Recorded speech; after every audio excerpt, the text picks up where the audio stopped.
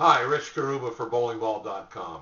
I want to talk to you about how a good bowling setup, when you first get up on the approach and you get into your stance position, how it can help you improve your skills.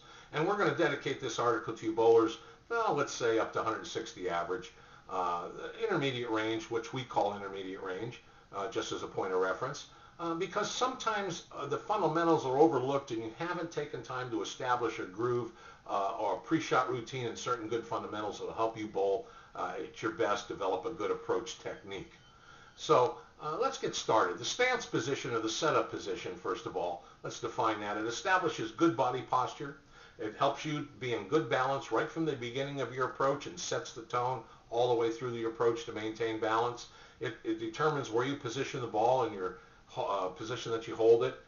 And it gives you a setup that will help you have good footwork, good leg action, and good overall alignment. So much is vital in just setting up on the approach properly. Everything works off a solid setup position. So that means a good pre-shot routine. I know you've heard that before. Something where you do an identical setup procedure each and every time you step on the approach. That will enhance you in making an effective delivery, ultimately leading to good bowling scores, okay? So it's important to pay attention. Now, before you step on the approach, know precisely where you want to position your feet. That's important. Pay attention to, let's say, the distance you stand from the foul line, so you're not varying, standing closer or further away from delivery to delivery, unless that's by specific intent, all right? Now, make sure when you set up, there's maybe about 1 board or 1 inch between your 2 bowling shoes, and you want your toes pretty much facing your target down the lane, your toes facing straight. Some bowlers will open and flange them, and if that's comfortable for you, fine, but if you set the toes down the lane, it helps the first step and the second step get started in a good direction down the approach. We always suggest you place maybe 2/3 of your weight on the foot that you're not going to use to make your first step. And the reason is you can step smoothly. If you're standing and placing most of the weight on the step that you're going to take off with, you've got to shift weight first, and that transition may thrust your first step too quickly and make the beginning of your approach and the beginning possibly of your arm swing a little bit jerky, and we don't want that. So try to keep most of the weight on the foot you're not going to use for the first step in your approach. This technique will help you transition into that first step very smoothly. Now, we want you to flex your knees down. I say flex, not bend. Bend's an old word, we've used in bowling for years, but maybe an inch or two. A good rule of thumb, maybe if you're 5'10" in height, bowl at 5'8". I don't know, 5'9", something like that. But get down a little lower and try to keep that knee flex all the way through your approach, because whenever you flex your knees or bend your knees slightly, you're going to bring the big muscles in your legs into play. That gives you automatic leverage and power. That's number one. And also, it'll help you maintain an athletic posture and good balance as you walk to the foul line, and that's important.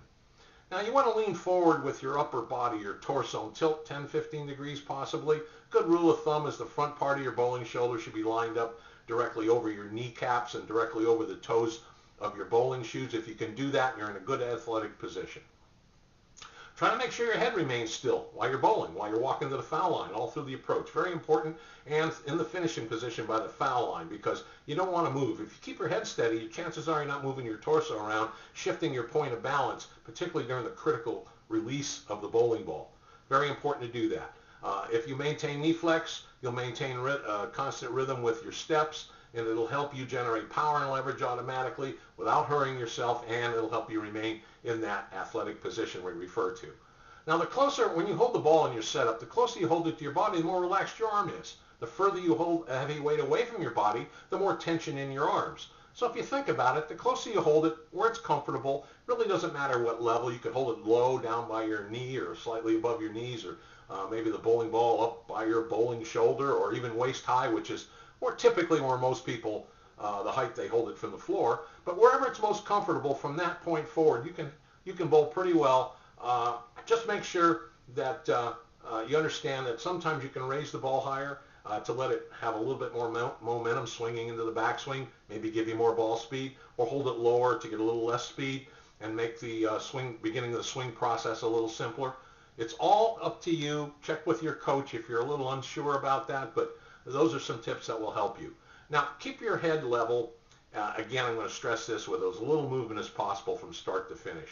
Your chin should stay at least shoulder level, if not above it, because as you drop your chin down, it pulls your front part of your body over, has that tendency, and that might cause a bad shot, an errant shot, or possibly cause you to lose some balance. So it's important to keep your eyes fixed on your target, your head still, and it'll help you maintain good overall balance when you're getting up and ready to propel that bowling ball down the lane.